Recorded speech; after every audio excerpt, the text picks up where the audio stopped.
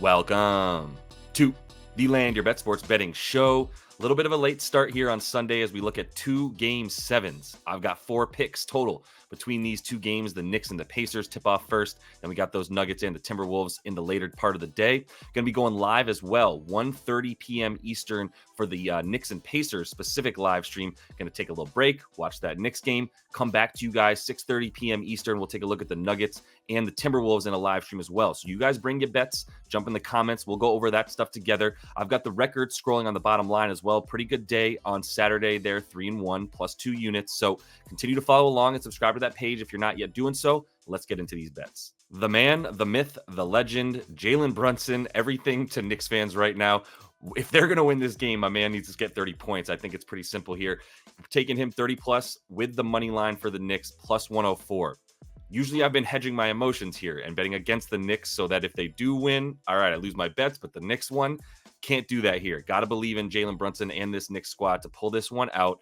They're losing guys, man. Obviously, they're losing guys all over the place, but I'm expecting some big things here from a couple different Knicks, including Jalen Brunson as well. Also got a little bet for Dante DiVincenzo we can run through, but for right now, 30 plus for the Knicks point guard here with the money line for the Knickerbockers. Game 7 in the Garden, man. I don't have much for you other than this dude's going to be putting up at least 28 shots. Just that simple. If he's going to put up that many shots, I'm going to take him to get the points, right? He almost got there in this last game, despite maybe the worst first half of his entire career. I believe he was 0 for 11. Could barely get anything up even when he did. They were pretty forced shots that had some hand in his face. Really good defense by the Pacers last game of this series, but I'm coming back to this dude at home. It's really all it is, man. I'm not going to get into the matchup, Nesmith, McConnell, whatever. It's just grind time at this point, and it's nut up or shut up. So I'm going to take Jalen Brunson to nut up, come through with 30 plus here alongside the win for the Knicks in Game 7. Time for White Dante to break out of this slump. We're taking Dante DiVincenzo over 17.5 points in this one. Get minus 105. Also got a half unit on our guy to get 20 plus points in this game, and we get plus 145 for that number right there. Time to break out, man. It's just time to break out. 3 games in a row for Dante DiVincenzo where he has been in a pretty big shooting slump. They took away some of his shots, I will say. They definitely stepped up defense a little bit more. One of the effects of Aaron Nesmith guarding Jalen Brunson pretty effectively, at least better on a one-on-one standpoint than anybody else has been able to do for this Pacers squad. By allowing Aaron Nesmith to play one-on-one, that has meant that Dante DiVincenzo has had a defender stuck to him without any help coming off of Dante onto Jalen Brunson, right? So that means that now one-on-one stuff for Dante DiVincenzo leaves a few fewer spot ups. However, now they've got to account for Deuce McBride. Plus, the dude still is like working his butt off in terms of Dante trying to get open, taking some shots inside the paint as well, and driving to the hoop, which I expect him to do. He's just had a lot of ball denial, forced a few threes here and there. And the result is this last 3 games, he's been at about 10.5 points per game, 20% from deep, also about 32% from the field. So overall, terrible numbers. But I bring up this Game 6 versus Philadelphia because that was a closeout game for the Knicks as well, just like Game 7 should be. And in Game 6, 3 prior to that, Dante was also in a 3-game slump after a pretty good start to that series. Comes out at at Philly, which for him at times has been a home game because that's where he's from originally. But more importantly, wherever he's playing, he actually steps up in these types of situations, right? 23 points, 5 for 9 from deep in that last closeout game against Philly in Game 6. Now the fact that Indy has to account for Deuce McBride, like I said, you can't let him go off the way he did last game. He almost helped them just bring that thing all the way back.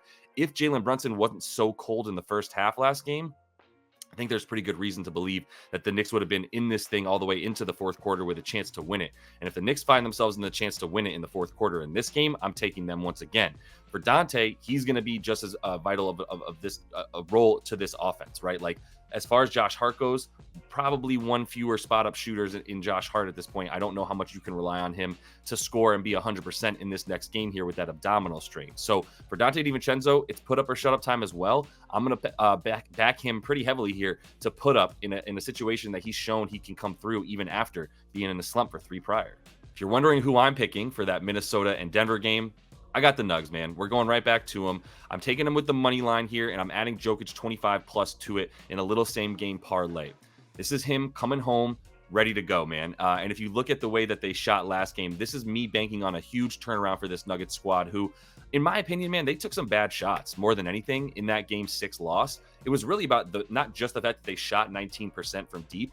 it was the types of shots that they took. Now, there wasn't terrible threes that they were taking, but they were in the midst of like a minus, right? Like the Timberwolves rather were in the midst of a huge run in that first quarter. It was like 27-2 when all was said and done.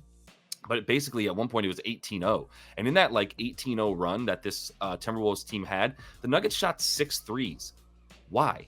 Why would you continue to take the toughest shot in the league when you need to go get an easy bucket, crush the momentum, and stop all this, the run that was just bleeding them out? So at this point, I figure coming back into this game, part of the reason they shot so poorly from deep was they were forcing it at a time where they needed twos.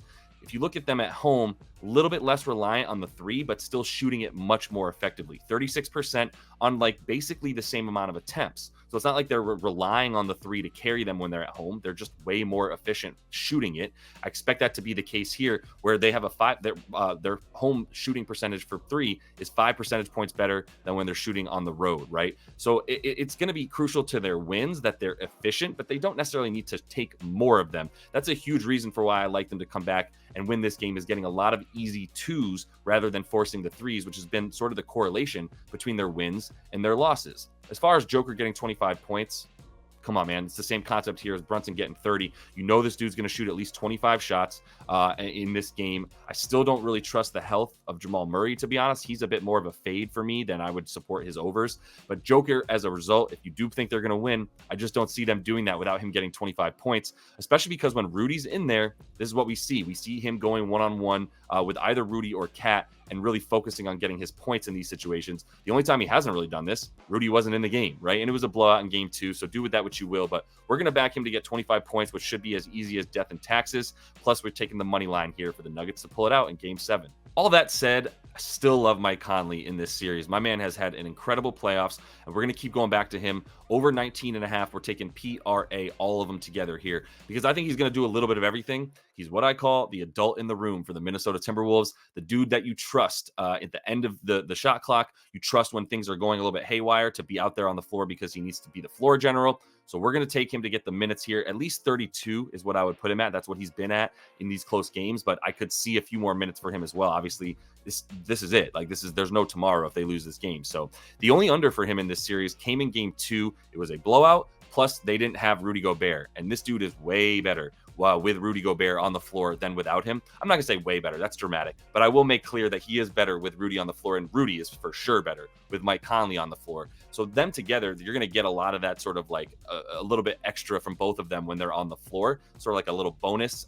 for Mike. But when you talk about how involved he's been in this offense during this series and during the playoffs in general, but especially during this series, he's got the most touches on his team, the most potential assists on his team as well for the last 6 games. And he's played 5 of those. But that really shows me that, like, he is the dude getting the most passes.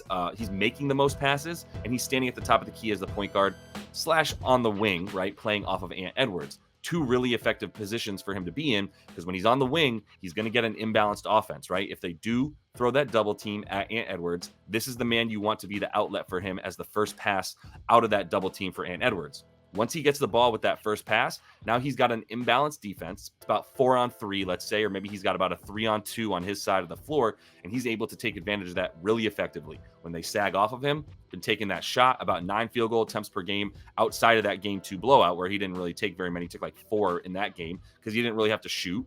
Plus, Rudy wasn't out there, and they weren't doubling Ant Edwards. So now that we have the game theory that we have of they're doubling Ant Edwards, Rudy's on the floor, Mike Conley's going to have the ball in his hands with decisions to make. He can either take that shot, drive in the lane for a nice little alley-oop if he wants, or he can go up with that little floater. A lot of options, but I just love the amount of touches and involvement that Mike Conley is clearly having in this offense and will continue to have moving forward. So we're going to take him in a losing effort as I project it, but take him to go over 19.5 points, rebounds, and assists combined in game 7.